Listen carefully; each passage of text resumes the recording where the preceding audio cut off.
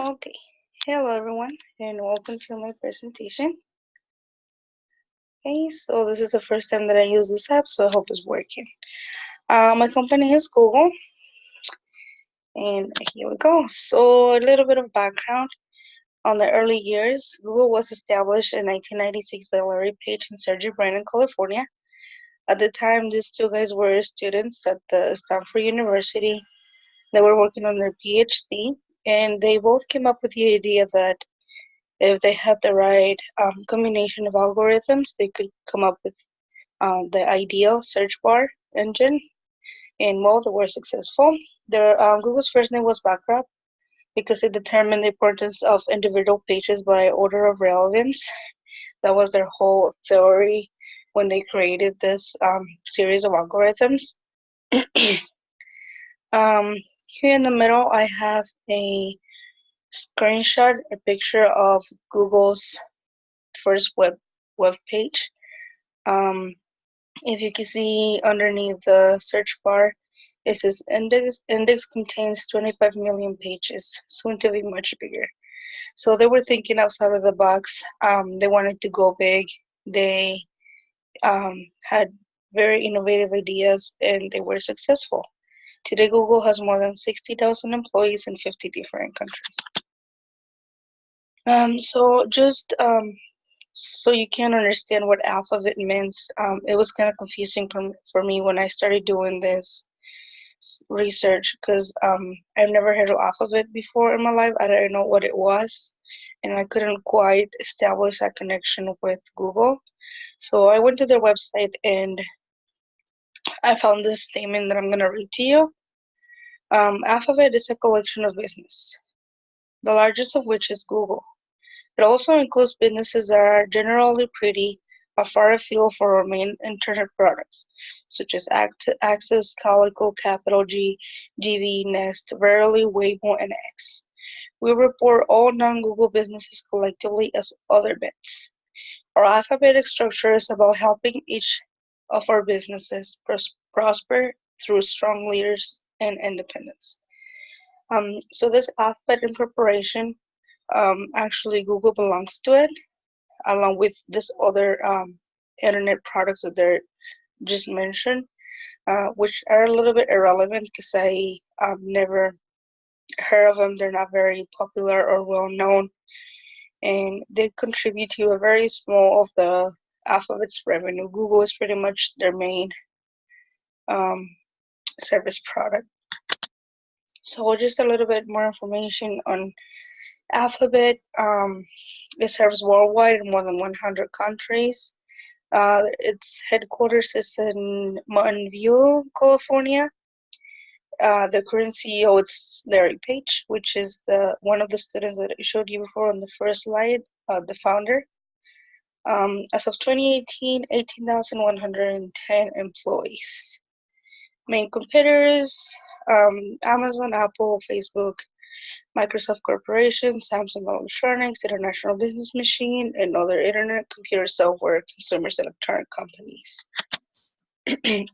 So my presentation is gonna focus on a SWOT analysis. I did found a lot of information, and I'm not gonna go through it all. So I'm gonna be very brief. I I kind of just picked out the most important one for each one of the sections, and those are the ones that I'm gonna go through. So let's start with the strengths. Mm, Brand recognition and reputation as an innovative company.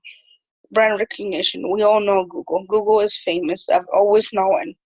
Alphabet was established only in 2015, so the company brand has not gained much recognition yet. However, like I said before, Google has an established and well-recognized brand. Google is one of the most recognizable brands in the world. Interbrand and Forbes have listed Google as the second most valuable brand in the world, respectively valuing the company at 141.7 and 101.1.8 billion. A lot of money. Okay. Um, the other one of the strengths is it's online advertising. Google's main source of revenue comes from advertising. According to eMarketing in 2017, Google's revenue from advertising was 375 billion. Over 80,000 of its total revenue came for advertising. I don't know, this is kind of interesting. Um, its popularity and accessibility. Being the search engine leader in the world, Google stands out for its popularity and performance. Google search engine processes 70% of the world's searches. Google also owns Android systems and powers nearly 80% of smartphones worldwide. In this graph, it shows net digital advertising revenue share in the US in 2017.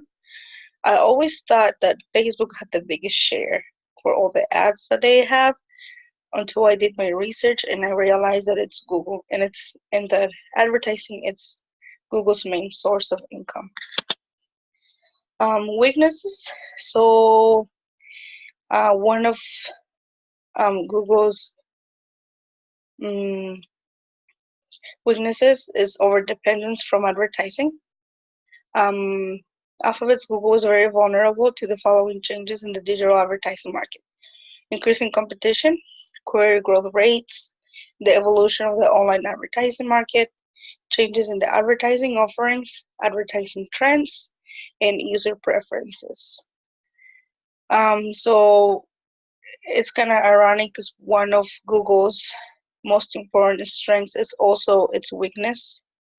Um, but it's all about advertising and trends and what's important. So in 2017, Alphabet's Google earned, I mentioned this before, so about 87% of its total revenue only from advertising. That's a big chunk. Opportunities. So the most interesting one that I found is that Google has the opportunity to grow in the market for subscription-based video on-demand services. Um, I found this interesting because we all know about streaming services nowadays. It's very common that everyone is subscribed to something, and Netflix, Hulu, Showbox, and now YouTube Red is a new one, the new popular one. So YouTube is the most popular video on demand streaming platform in the world, with more than 1 billion users. According to Transparency Market Research, the market is expected to grow by 9.3 on average from 2017 to 2024. This is a big opportunity to Google because they actually own YouTube. So if they have a decline on their income from advertising, they can gain it back from subscription on YouTube Red. The major thread that I found is advertising blocking software. Advertising remains the main source of revenue for the company, which is now threatened by an increasing usage of ad blocking software. A report by Page Fair called the 2017 Ad Block Report reveals that ad blocking software and apps are on the rise, growing by 30% in 2016. Some facts from the report state that they can be a serious threat to Alphabet, such as over 650 million devices burning on AdBlock as December 2016. So this is about 3 years old, and I'm sure it has increased a lot since then. 18% of the device use AdBlock in North America, 20% in Western Europe. The total number of internet users who install ad blocking software on mobile grew by 105 million in 2016. So just a quick summary of my SWOT analysis. Alphabet's Google is one of the most successful world companies for a reason. We all know that. Its success lies in the company's innovative culture, acquisition of capabilities, and product ecosystem. The company has no reason to make significant investments into hardware product areas as it is already dominated by other technology companies such as Apple, Amazon, Samsung.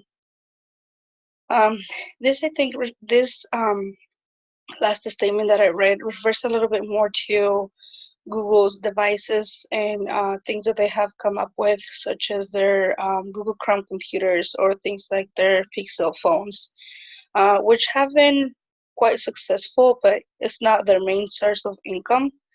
Like the statement says, this area is already um, denominated by Apple, Samsung, and Amazon. So as for the weaknesses, Google should diversify its revenue stream and aim to earn more from software subscription, especially YouTube, since they already own it. So that's it for my presentation, and thank you guys for listening.